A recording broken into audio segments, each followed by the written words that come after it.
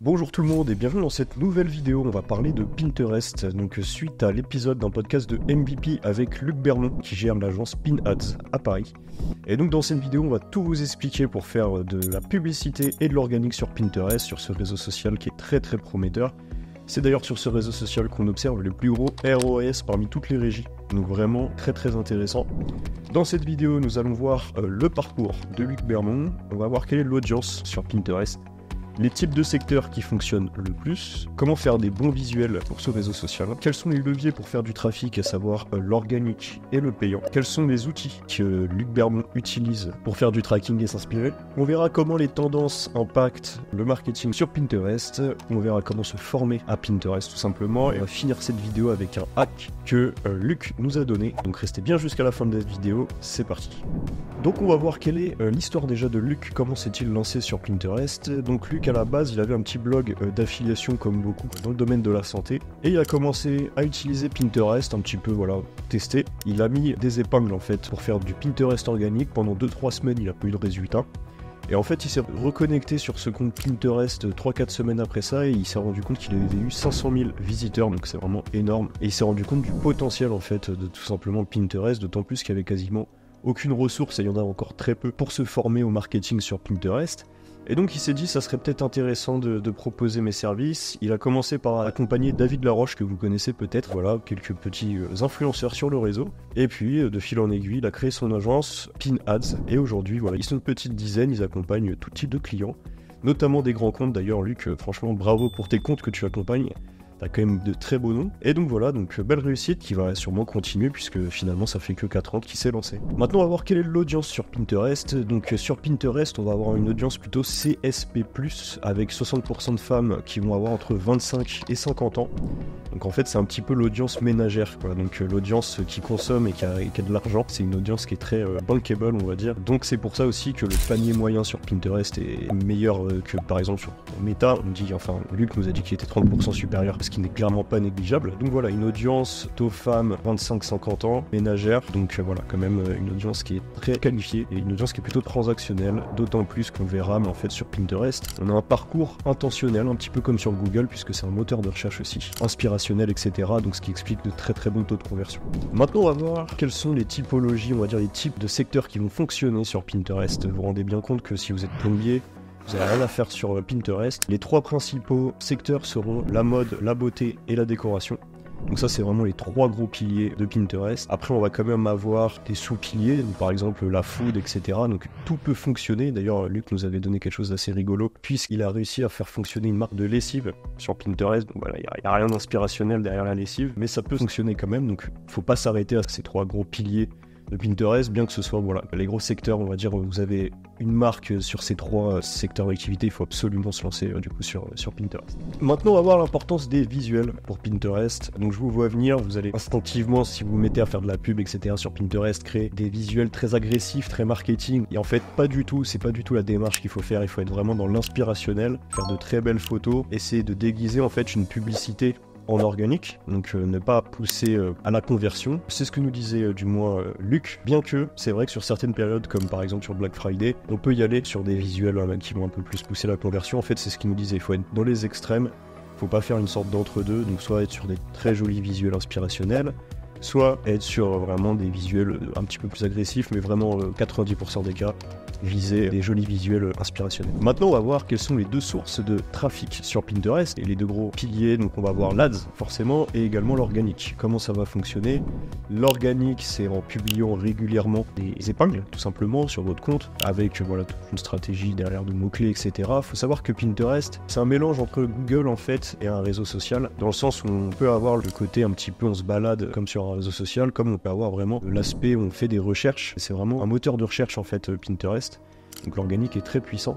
D'ailleurs il y a une intention de recherche derrière Pinterest comme sur Google, et on sait que l'intention de recherche en SEO c'est ce qui permet justement d'avoir des très gros retours sur investissement. Donc c'est pour ça que c'est assez puissant. Et pour l'Ads, je vais vous en parler tout de suite parce qu'il y a énormément dessus. Alors pour l'Ads, déjà je reprends mon ordinateur parce que j'ai pris des notes et que c'est assez précis. Luc nous a donné pas mal d'infos. Donc la première chose c'est qu'on peut faire du ciblage sur 2 choses. Donc on peut faire du ciblage sur les mots-clés comme sur Google, et également sur les intérêts, donc par exemple comme sur Meta. Donc c'est vraiment un mix en fait, un Pinterest entre un moteur de recherche et un réseau social, donc on peut faire des intérêts et des mots-clés. On va avoir des ROS qui peuvent monter très très haut sur Pinterest. D'ailleurs on avait interviewé Hugues Marchal de la Quincaillerie, qui gère pas mal de campagnes publicitaires pour pas mal de clients différents, il a tout testé en termes de régie.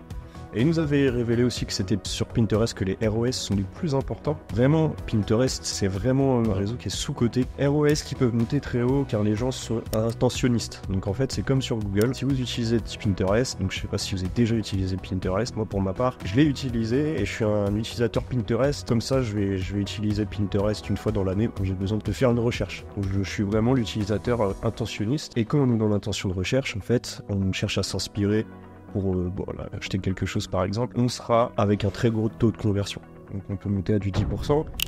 Ce qui fait que sur des campagnes, sur les 3 gros piliers, notamment la déco, la mode et la beauté, on peut avoir des ROS qui montent à 7, 8 ou 9, donc ce qui est énorme, hein. Très compliqué d'atteindre ces ROS sur votre régie, même sur Pinterest, hein, c'est assez compliqué de les atteindre. Le CPM aussi est beaucoup moins cher que sur Meta, le coup par 1000 vues, donc par impression. Ici, on sera sur des CPM à peu près 5 fois moins cher que sur Meta. Cependant, le visiteur, apparemment, Meta a plutôt tendance à acheter, bizarrement. C'est ce que nous disait Luc Bermond. De toute façon, il faut savoir que la data qui remonte des régies, des business managers, que ce soit Meta, Pinterest, n'est pas très précise. Donc tout ça, il faut le prendre quand même avec des pincettes. On peut faire des campagnes de retargeting sur Pinterest, donc ça c'est super important puisque justement, l'utilisateur Pinterest, il va être dans une phase inspirationnelle. Il sait pas encore ce qu'il veut, donc il y a vraiment un vrai intérêt à faire du retargeting, pouvoir le suivre dans cette phase de recherche. Comme nous disait Luc, et comme je vous ai dit au début, c'est vraiment la qualité des créas qui va vous créer votre ROS. Bien sûr qu'il y a l'aspect un petit peu de data où il va falloir cibler les bons mots-clés, les bonnes tendances, etc. Mais c'est vraiment la qualité des créas qui va être importante. Il faut savoir que lorsqu'on lance une campagne sur Pinterest, il y a une phase d'apprentissage de plusieurs jours, à peu près 7 jours, sur lesquels il faut mettre un petit budget, il ne faut pas venir cramer trop de budget.